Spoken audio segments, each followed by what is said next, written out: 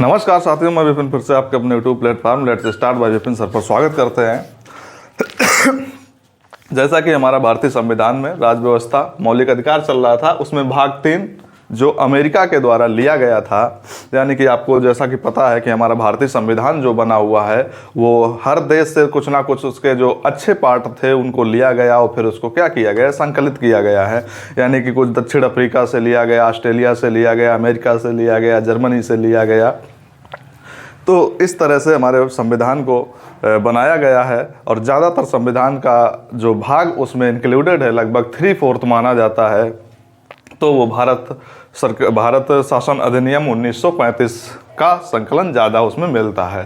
ठीक उसी तरह मौलिक अधिकार जो लिया गया कहाँ से, अमेरिका से लिया गया है। यानी कि हमारा आर्टिकल 15 तक हो चुके थे, आर्टिकल 16 पर आते हैं।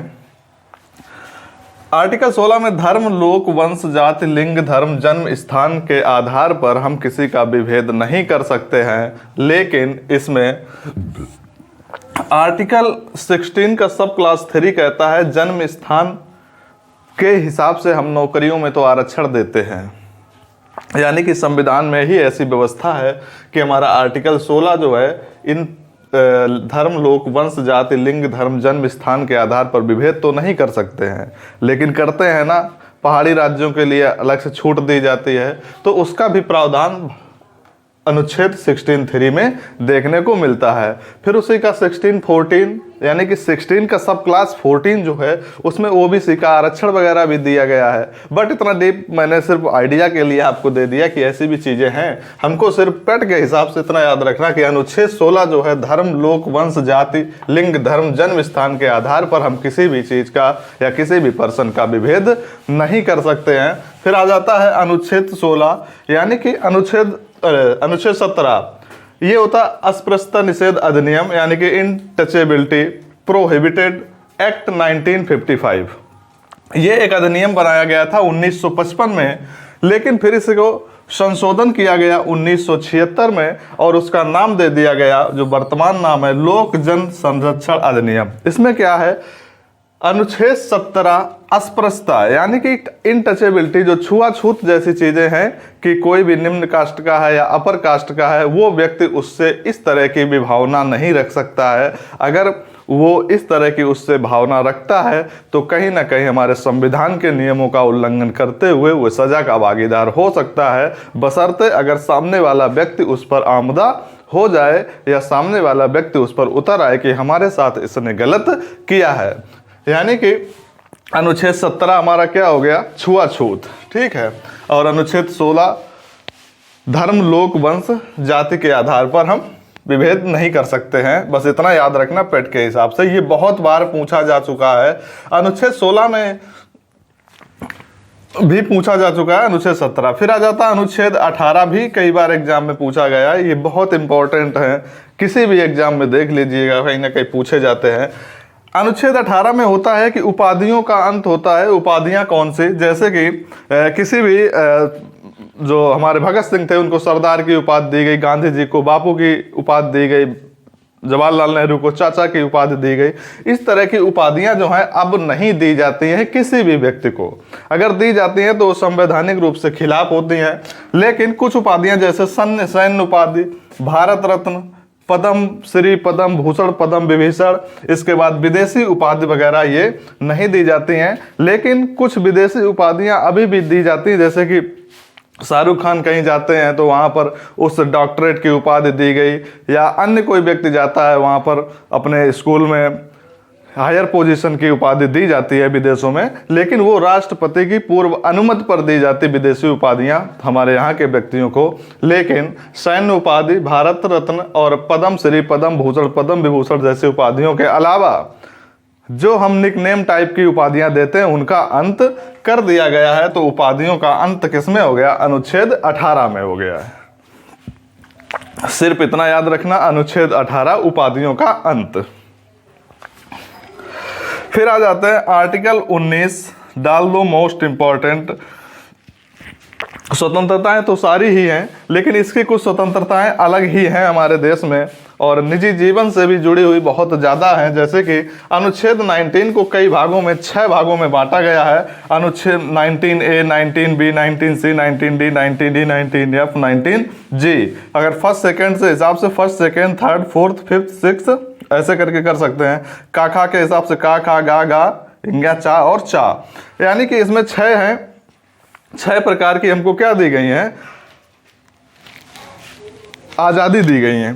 अब उसमें पहला आ जाता है, मान लीजिए 19 का फर्स्ट जो है, हम फिर वही बात आ जाती है कि हमेशा कहते हैं हमारा अनुच्छेद जो है 19 जो है हमको बोलने का अधिकार देता है, यानी कि 19 फर्स्ट बोलने का अधिकार। आप कहीं भी अपनी बात क्या कर सकते, पुटअप कर सकते हैं। भारतीय संविधान की जो राज व्यवस्था है उसमें 19 का फर्स्ट पार्ट जो है हमको क्या बोलने का अधिकार देता है। अगर आप पार्ट नहीं भी याद रखते हैं तो आप सिर्फ इतना कह सकते हैं कि अनुच्छेद 19 जो है हमें बोलने की आज़ादी देता है। फिर और अनुच्छेद क्या, अनुच्छेद 19 जो है 6 प्रकार की आज़ादी देता है। सम्मेलन या सभा, कहीं भी हम लोग सभा बनाते हैं या कोई भी पार्टियां हैं, चाहे राजनीतिक पार्टियां हो, सभा बनाती हैं, संगठन बनाती हैं, तो सभा करने का भी उसको अधिकार है 19 के सेकेंड पार्ट में। और थर्ड में उनको संगठन बनाने का अधिकार है, जैसे कि पार्टियां वगैरह बना लेते हैं लोग, उसमें भी सरकार कुछ नहीं कर पाती है, क्योंकि हमारे संविधान में हमको बोलने का अधिकार दिया, हमको सम्मेलन सभा बन करने का अधिकार दिया, हमको संगठन बनाने का अधिकार दिया। 19(4) में आ जाते हैं, यानी कि डी में भ्रमण करने का, यानी कि हमको घूमने फिरने का अधिकार दिया है कि भारत के किसी भी हिस्से पर जाके हम घूम फिर सकते हैं। लेकिन इसका उल्लंघन जैसे सैन्य जगह जो होती हैं, जो थोड़ी प्राइवेट जगह होती है, वहाँ पर हम लोग नहीं जा सकते हैं। उसके अलावा कहीं भी आपको रोकने से मना नहीं किया जा सकता, क्योंकि वो हमारे प्राइवेसी और रूल्स रेगुलेशन के खिलाफ हो जाता है, क्योंकि वो जगह सेंसिटिव होती हैं। इसके बाद आ जाता है 19 का फिफ्थ पार्ट, निवास किसी भी स्थान पर, यानी कि जम्मू कश्मीर छोड़ के, अब तो खैर जम्मू कश्मीर में भी यूटी बन गया है तो कई चीज़ें वहाँ पर लागू हो गई हैं। निवास करने का अधिकार कि भारत के किसी भी क्षेत्र में जाके आप निवास कर सकते हैं। इसके बाद संपत्ति का हिसाब हट गया है, क्योंकि संपत्ति का अधिकार खत्म हो गया, जैसा कि पिछले वीडियो में बताया था, आप पिछली सीरीज देख लीजिएगा।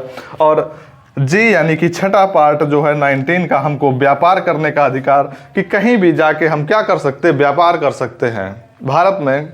इसलिए हर एक राज्य से दूसरे राज्य में लोग क्या करने, व्यापार करने जाते हैं। तो इस तरह के इसमें स्वतंत्रताएं, हमको बोलने का अधिकार, सम्मेलन करने का अधिकार, संघ बनाने का अधिकार, भ्रमण करने का अधिकार और व्यापार करने का अधिकार। यानी कि इसकी हमने एक ट्रिक ऐसे बनाई थी,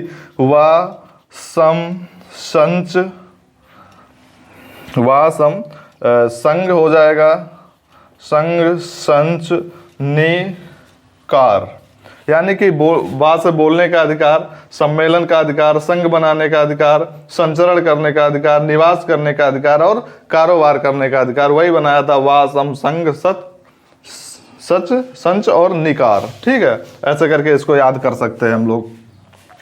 यानी कि आर्टिकल 19 हमें जबरदस्त आज़ादियाँ देता है। बस इतना याद रखना, 19 में क्या है, हमको बोलने, घूमने फिरने, कारोबार करने जैसी सारी आज़ादियाँ दी जा चुकी हैं। 18 में उपाधियों का अंत कर दिया गया। 17 में अस्पृश्यता निषेध अधिनियम, यानी कि छुआछूत जैसी चीज़ें अनुच्छेद 17 में दी गई हैं। और अनुच्छेद 16 धर्म, लोक, वंश, जाति आदि के आधार पर लोगों को विभेद नहीं कर सकते हैं। उसी के साथ आर्टिकल 21 आ जाता है, 20 को छोड़ रहे, 20 इतना इंपॉर्टेंट नहीं है।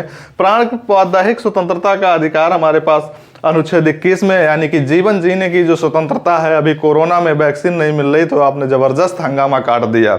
इसी तरह कोई भी चीज़ अगर आपको नहीं मिलती है, यानी कि भारत में अगर आप पैदा हुए हैं तो हमें सरकार हर चीज़ मुहैया कराएगी। आपके पास खाने नहीं होता है तो सरकार से गुहार लगाते हैं, आपके यहाँ नाली में पानी नहीं निकलता है तो सरकार से गुहार लगाते हैं, नगर पालिका सही से काम नहीं करती, सरकार से बिजली नहीं आती है, सरकार से। तो यानी कि जीवन जीने से रिलेटेड जितनी भी चीज़ें हैं, अगर उनको शॉर्टेज होता है तो आपका अधिकार है, आप सरकार से क्या कर सकते हैं, डिमांड कर सकते हैं। यानी कि ये एक आर्टिकल 21 में दिया गया है। और फिर मौलिक अधिकार में अनुच्छेद 21A, यानी कि 21 के 2 पार्ट, एक 21 21A, 86वां संविधान संशोधन जो बनाया गया, यानी कि शिक्षा का अधिकार जो है उसको भी मौलिक अधिकार में डाला गया है, क्योंकि शिक्षा का अधिकार 6 से 14 वर्षों के बच्चों को अनिवार्य शिक्षा होनी चाहिए। इसलिए सरकार ने इसको आर्टिकल 21 का 86 संविधान संशोधन 2002 में बनाया और 6 से 14 साल के बच्चों को अनिवार्य शिक्षा के लिए प्रोत्साहित किया गया। इस आर्टिकल में हमको ये स्वतंत्रता मिलती है। तो यानी कि 21 तक हमारे इतने अनुच्छेद जो हैं कंप्लीट करते हैं, फिर अगले चरण में और भी इसके कंप्लीट करेंगे। तब तक के लिए नमस्कार, धन्यवाद।